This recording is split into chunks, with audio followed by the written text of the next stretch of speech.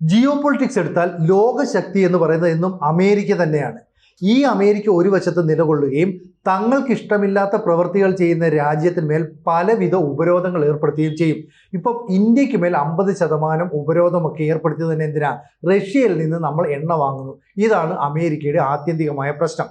അതുകൊണ്ട് തന്നെ നമുക്ക് മേൽ വലിയ രീതിയിൽ ടാക്സ് ഏർപ്പെടുത്തുന്നു, നമ്മളെ ഉപരോധത്താൽ വീർപ്പ് മുട്ടിക്കാൻ ശ്രമിക്കുന്നു. നമ്മുടെ പ്രതിരോധ മന്ത്രാലയത്തിൻ്റെയൊക്കെ ഇടപെടലുകൾ, അതുപോലെ തന്നെ വ്യാപാര മേഖലയുടെ ഇടപെടലുകളൊക്കെ തന്നെ രാജ്യത്തെ വലിയ കുതിപ്പിലേക്ക് നയിക്കുന്നുണ്ട്. ഇത് യൂറോപ്യൻ രാജ്യങ്ങൾക്കും അമേരിക്കയ്ക്കും അത് സഹിക്കുന്നില്ല എന്നുള്ളതാണ് വാസ്തവം. നമുക്ക് മേൽ ടാക്സ് ഏർപ്പെടുത്തിയപ്പോൾ നമ്മുടെ ധനകാര്യമന്ത്രിയായ നിർമ്മല സീതാരാമൻ പറഞ്ഞത് ഇത് വെപ്പണൈസേഷൻ ഓഫ് ട്രേഡ് എന്നാണ്. അതായത് വ്യാപാരത്തെ യുദ്ധതന്ത്രമായിട്ട് ഉപയോഗിച്ചുകൊണ്ട് രാജ്യത്തെ കീഴടക്കാനുള്ള ഒരു നീക്കം. ഇതിനെ ഞങ്ങൾ ജാഗ്രതയോടെ കാണുന്നു, ഞങ്ങൾ മറുവഴി തേടും എന്ന് അന്നേ പറഞ്ഞിരുന്നു. ഇപ്പോഴാണ് ലോകത്തിന് മനസ്സിലാകുന്നത് നമ്മൾ എന്താണ് മറുവഴി തേടിയതെന്ന്. അതായത് ഗൾഫിലെ വിവിധ രാജ്യങ്ങളുമായിട്ട് ഇന്ത്യക്ക് നല്ല സൗഹൃദ ബന്ധമാണെങ്കിലും ഒമാൻ എന്ന് പറയുന്ന രാജ്യവുമായിട്ട് ഇപ്പോൾ ഒരു സ്വതന്ത്ര വ്യാപാര കരാറിൽ നമ്മൾ ഒപ്പുവെച്ചിരിക്കുകയാണ്. എന്ന് പറഞ്ഞാൽ 98% ഇന്ത്യൻ ഉൽപ്പന്നങ്ങൾക്കും നികുതി വലുതായിട്ട് നൽകാതെ തന്നെ നമുക്ക് ഒമാനിലേക്ക് എത്തിക്കാനായിട്ട് സാധിക്കും. ഏതാണ്ട് 20 വർഷങ്ങൾക്ക് ശേഷമാണ് ഒരു വലിയ രാജ്യവുമായി ഒമാൻ ഇത്തരത്തിലൊരു കരാറിൽ ഏർപ്പെടുന്നത്. അങ്ങനെ ഡ്രസ്സ്, ഓർണമെന്റ്സ്, ഫുഡ് ഐറ്റംസ്, പുനരുപയോഗിക്കാൻ കഴിയുന്ന ഊർജം, രത്നങ്ങൾ, അങ്ങനെ എല്ലാ മേഖലയ്ക്കും ഇതിൻ്റെ പ്രയോജനം ലഭിക്കും എന്നുള്ളതാണ് വാസ്തവം. എന്ന് പറഞ്ഞാൽ രണ്ട് രാജ്യങ്ങൾക്കും ഒരുപോലെ നേട്ടം കിട്ടുന്ന രീതിയിൽ. ശരിക്കും പറഞ്ഞാൽ ഒമാൻ പറയുന്നു അവരുടെ സാമ്പത്തിക വളർച്ചയിൽ ഇന്ത്യ നിർണായകമായ പങ്ക് വഹിച്ചിട്ടുണ്ട്. അവരുടെ GDP ഉയർത്തുന്ന കാര്യത്തിലൊക്കെ ശരിക്കും ഇന്ത്യൻ പങ്ക് വളരെ വലുതായിരുന്നു എന്ന് പറയുന്നു. ഏതാണ്ട് 2020 ശേഷം ഇന്ത്യ ഒമാനിൽ നടത്തിയ നിക്ഷേപം എന്ന് പറയുന്നത് 3 ഇരട്ടിയായിട്ട് വർദ്ധിച്ചിരിക്കുകയാണ്. എന്ന് പറഞ്ഞാൽ $500 കോടി എത്തിയിരിക്കുന്നു. ഇത് പറയുന്നത് അവരുടെ വാണിജ്യ മന്ത്രിയായിട്ടുള്ള ഖൈസൽ യൂസഫ് തന്നെയാണ് പറയുന്നത്. മാത്രമല്ല 2023 മുതൽ നമ്മൾ ഒരു ഫ്രീ ട്രേഡ് എഗ്രിമെൻറ്റുമായി ബന്ധപ്പെട്ട് ഒമാനുമായിട്ട് വിപുലമായ ചർച്ചകൾ നടത്തി വരികയാണ്. 2 വർഷം പൂർത്തീകരിക്കുമ്പോൾ തന്നെ നമ്മൾ ആ എഗ്രിമെൻറ്റിൽ ഒപ്പിടുന്നു 2025 തന്നെ. അപ്പോൾ UK എന്ന് പറയുന്ന രാജ്യവുമായിട്ട് സ്വതന്ത്ര വ്യാപാര കരാറിൽ ഒപ്പുവെച്ചതിൻ്റെ നേട്ടങ്ങളും ഗുണങ്ങളും ഒക്കെ ഒമാൻ തൊട്ടറിയുന്നുണ്ട്. ശരിക്കും പറഞ്ഞാൽ മിഡിൽ ഈസ്റ്റ് കൺട്രി ആണെങ്കിലും സൗദിയുടെ കൂട്ടോ UAEയുടെ കൂട്ടോ ഉള്ള വലിയ വികസനമൊന്നും തന്നെ എണ്ണ വിറ്റ് അവർ നേടിയിട്ടില്ല. കൃത്യമായി പറഞ്ഞാൽ അറബ് സംസ്കാരവും പൈതൃകവും ഒക്കെ ഇപ്പോഴും നിലനിർത്തുന്ന രാജ്യങ്ങളിൽ ഒന്നാണ് ഈ ഒമാൻ എന്ന് പറയുന്നത്. ആ ഒമാനുമായിട്ട് എല്ലായ്പ്പോഴും ഇന്ത്യക്ക് നല്ല ബന്ധമാണുള്ളത്. അവിടുത്തെ രാജവംശവുമായിട്ടുള്ള ബന്ധം പതിറ്റാണ്ടുകളായിട്ടുള്ളതാണ്. മാത്രമല്ല ആയിരക്കണക്കിന് ഇന്ത്യക്കാർ അവിടെ തൊഴിലെടുക്കുന്നുണ്ട്. അവിടുത്തെ വിവിധ മേഖലകളിൽ ഉയർന്ന ജോലികളിൽ അവർ ഏർപ്പെടുന്നുണ്ട്. കൂടാതെ അവിടുത്തെ പല ആളുകൾ, അതായത് ഒമാനിലെ കിരീടാവകാശികൾ ഉൾപ്പെടെയുള്ളവർ ഇന്ത്യയിലേക്ക് ഉപരിപഠനത്തിനായിട്ടും മറ്റും എത്തിയിട്ടുണ്ട്. അങ്ങനെ വലിയ ബന്ധങ്ങളാണ് നമുക്ക് ഈ രാജ്യങ്ങളുമായിട്ടുള്ളത്. ഇപ്പം ശരിക്കും പറഞ്ഞാൽ ഒമാനുമായിട്ട് നമ്മളൊരു സ്വതന്ത്ര വ്യാപാര കരാറിൽ ഒപ്പുവെച്ചതോടെ കൂടുതൽ ഗൾഫ് രാജ്യങ്ങൾ ഇതിലേക്ക് വരാൻ ആകർഷിക്കപ്പെടുന്നു. അപ്പോൾ അമേരിക്ക നമുക്ക് മേൽ ചങ്ങലയിട്ട് പൂട്ടാൻ ശ്രമിച്ചപ്പോൾ അതിനെയെല്ലാം തകർത്തെറിഞ്ഞുകൊണ്ട് അമേരിക്ക ഉയർത്തിയ മതിലുകൾക്ക് മുകളിലേക്ക് കയറുകയാണ് ഇന്ത്യ ചെയ്യുന്നത്. ഇത് കണ്ടുകൊണ്ട് കൂടുതൽ ഗൾഫ് രാജ്യങ്ങൾ ഇത്തരത്തിലുള്ള സ്വതന്ത്ര വ്യാപാര കരാറിൽ ഏർപ്പെടാൻ ഇന്ത്യയുമായിട്ടുള്ള ചർച്ചകൾ തുടങ്ങി. പ്രത്യേകിച്ച് സൗദി അറേബ്യ, UAE പോലെയുള്ള വലിയ സമ്പന്നത അവകാശപ്പെടുന്ന രാജ്യങ്ങളാണ് ചെയ്യുന്നത്. അപ്പോൾ ഒമാനുമായിട്ട് ഇപ്പം നമ്മൾ പരസ്പര സഹകരണം എന്ന് പറയുന്നത് സ്പേസിൻ്റെ കാര്യത്തിൽ, ടെക്നോളജിയുടെ കാര്യത്തിൽ, അതുപോലെ തന്നെ ടെററിസത്തിനെതിരായിട്ടുള്ള സംയുക്ത നീക്കത്തിൻ്റെ കാര്യങ്ങളിൽ, അതുപോലെ ഡിഫൻസ് മേഖലയിലെല്ലാം തന്നെ സംയുക്തമായിട്ടുള്ള നീക്കങ്ങൾ നടത്തുന്നു. ഇത് ശരിക്കും പറഞ്ഞാൽ ഒരു നേട്ടം അങ്ങോട്ടും ഇങ്ങോട്ടും ഉണ്ട്. അതായത് ഇന്ത്യയുടെ നീക്കം എന്ന് പറയുന്നത് ഒരു മ്യൂച്വൽ ബെനിഫിറ്റിൻ്റെ അടിസ്ഥാനത്തിലാണ്. മറ്റ് രാജ്യങ്ങളുടെ വികസനത്തിന് കൂടി നമ്മൾ സഹായിക്കും, അല്ലാതെ നമുക്ക് ഏകപക്ഷീയമായി നേട്ടങ്ങൾ വേണമെന്നല്ല നമ്മൾ നിലപാടെടുക്കുന്നത്. ഇതാണ് ഒമാനെ ഏറെ ആകർഷിച്ചിട്ടുള്ളത്. മാത്രമല്ല ഇന്ത്യയുടെ പ്രധാനമന്ത്രിയായിട്ടുള്ള നരേന്ദ്രമോദി ഇപ്പോൾ കാർ നയതന്ത്രമാണ് പയറ്റുന്നത്. അതായത് മോദിയുമായിട്ട് റഷ്യൻ പ്രസിഡന്റ് വ്ളാഡിമിർ പുടിൻ ഏതാണ്ട് 3/4 മണിക്കൂറോളം ചൈനയിൽ വെച്ച് ചർച്ച ചെയ്തു എന്നതിൻ്റെ വാർത്തകളൊക്കെ പുറത്തു വന്നു.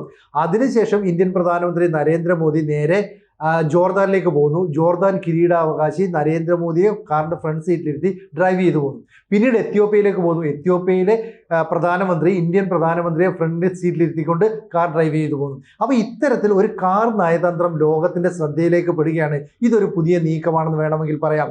അങ്ങനെ ഒരു സഹോദര രാജ്യമായിട്ട് ഒമാൻ ഇന്ത്യക്ക് മാറിക്കൊണ്ടിരിക്കുന്നു എന്നാണ് ഇപ്പം നമുക്ക് മനസ്സിലാക്കാൻ കഴിയുന്നത്. അപ്പം നിരവധി രാജ്യങ്ങൾ നമ്മളുമായിട്ട് ഇക്കാര്യത്തിൽ ചർച്ച ചെയ്യുന്നുണ്ട്. ഇപ്പോൾ നമുക്കറിയാലോ, പാകിസ്ഥാൻ്റെ വിഷയം വരുമ്പോൾ പല ഗൾഫ് രാജ്യങ്ങളും പല സാഹചര്യത്തിലും അവരോട് അടുത്ത് നിൽക്കുന്ന നിലപാട് സ്വീകരിക്കും. പക്ഷേ ഒമാൻ ഒന്നുകിൽ നിഷ്പക്ഷത കാണിക്കും, അല്ലെങ്കിൽ ഇൻഡയറക്റ്റ് ആയിട്ട് ഇന്ത്യക്ക് അനുകൂലമായ നിലപാടാണ് എപ്പോഴും സ്വീകരിക്കുന്നത്.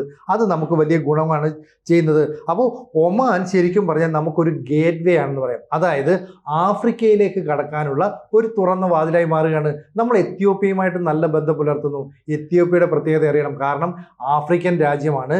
മാത്രമല്ല ആഫ്രിക്കൻ രാജ്യങ്ങളുടെ ഒരു കൂട്ടായ്മയുടെ ഹെഡ്ക്വാർട്ടേഴ്സ് എത്യോപ്യയിലാണ്. അതുകൊണ്ട് നിരവധി ആഫ്രിക്കൻ രാജ്യങ്ങളുടെ പ്രതിനിധികൾ പലപ്പോഴും അവിടെയുണ്ട്. അവിടെയുമായിട്ടാണ് മോദി ഒരു ബന്ധം സ്ഥാപിച്ചെടുക്കുന്നത്. എന്ന് പറഞ്ഞാൽ ശരിക്കും പറഞ്ഞാൽ ആഫ്രിക്കയിൽ വലിയ ഒരു സ്വാധീനം ചെലുത്താൻ ഇനി ഇന്ത്യക്ക് സാധിക്കുമെന്നാണ് ഇതിലൂടെ നമുക്ക് മനസ്സിലാക്കുന്നത്. മാത്രമല്ല നമ്മളെ ഒരു മുറിയിൽ അടച്ചിടാനായിട്ട് ഡൊണാൾഡ് ട്രംപും യൂറോപ്യൻ യൂണിയനും ഒക്കെ തന്നെ ടാക്സിൻ്റെ പേരിൽ ശ്രമിക്കുന്നു. അതായത് തീരുവ കൂട്ടിക്കൊണ്ട്. നമ്മൾ എന്താ ചെയ്യുന്നത്? അതിനെയൊക്കെ മറികടന്നുകൊണ്ട് പുതിയ പാതകൾ വെട്ടിയെടുക്കുകയാണ്. ഈ പുതിയ പാതകൾ വെട്ടിയെടുക്കുമ്പോൾ ശരിക്കും പറഞ്ഞാൽ മോദിയുടെ ജൈത്രയാത്ര കണ്ട് ലോകം അമ്പരക്കുകയും ചെയ്യുന്നുണ്ട്. മാത്രമല്ല അമേരിക്ക കൊട്ടിയടച്ച വാതിലുകൾക്ക് മുമ്പിൽ പകച്ചു നിൽക്കുകയല്ല നമ്മൾ ചെയ്യുന്നത്. പകരം ഗൾഫ് രാജ്യങ്ങളിൽ പോലും വിജയത്തിൻ്റെ പുതിയ പുതിയ വിത്തുകൾ പാവുകയാണ്. അപ്പോൾ നമ്മൾ ആഫ്രിക്കൻ രാജ്യങ്ങളുമായിട്ട് ബന്ധം കൂടുതൽ മെച്ചപ്പെടുത്തുന്നു. ഒപ്പം ഈ പറയുന്ന അറബ് രാജ്യങ്ങളുമായിട്ടുള്ള ബന്ധം കൂടുതൽ ദൃഢമാക്കുന്നു. അപ്പോൾ സ്വതന്ത്ര വ്യാപാര കരാർ എന്ന് പറയുന്നത് അമേരിക്കയുടെ കുത്തകയെ തകർക്കാനുള്ള ഒരു നീക്കം കൂടിയാണ്. ഇതാണ് അമേരിക്ക ഭയപ്പെടുന്നതും. ഇന്ത്യ ഇത്തരത്തിൽ വിവിധ രാജ്യങ്ങളുമായിട്ട് കരാറുകൾ ഏർപ്പെടുന്നു. മാത്രമല്ല ഒരു സ്ട്രോങ് ആയിട്ടുള്ള ഡിസിഷൻ എടുക്കുന്ന പ്രധാനമന്ത്രിയാണെന്നുള്ള ഒരു ഇമേജ് സൃഷ്ടിക്കുന്നു. കൂടാതെ കാർ നയതന്ത്രം എന്ന നിലയിൽ രാജ്യത്തെ ഭരണാധികാരികൾ തമ്മിലുള്ള ആത്മബന്ധം വർദ്ധിപ്പിക്കുന്നു. ഇതൊക്കെ തന്നെ ഏകപക്ഷീയമായിട്ട് ഇന്ത്യക്ക് ഗുണം കിട്ടാൻ വേണ്ടിയിട്ടല്ല, ഒരു മ്യൂച്വൽ ബെനിഫിറ്റിന് വേണ്ടിയിട്ടാണ്. ഇതാണ് ഇപ്പോൾ ഇവിടെ നമ്മൾ തെളിയിച്ചിരിക്കുന്നത്.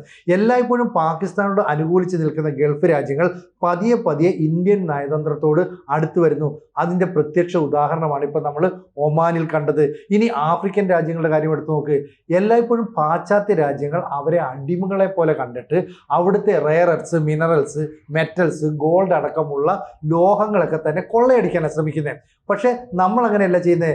ആഫ്രിക്കൻ രാജ്യങ്ങൾക്കും ഇന്ത്യക്കും ഒരുപോലെ ഗുണം കിട്ടുന്ന രീതിയിൽ നമ്മൾ അവരുമായിട്ട് പല ഉടമ്പടികളിലും ഒപ്പുവെക്കും. ആ ആഫ്രിക്കൻ രാജ്യങ്ങൾക്ക് ഇന്ത്യ വിശ്വാസമാണ്. എന്തിന് ചൈന പോലും അവരെ ചൂഷണം ചെയ്യാനാണ് ശ്രമിക്കുന്നതെന്ന് അവർക്ക് കൃത്യമായിട്ട് ബോധ്യപ്പെട്ടു. പക്ഷേ ഇന്ത്യയുടെ നിലപാട് അങ്ങനെയല്ല.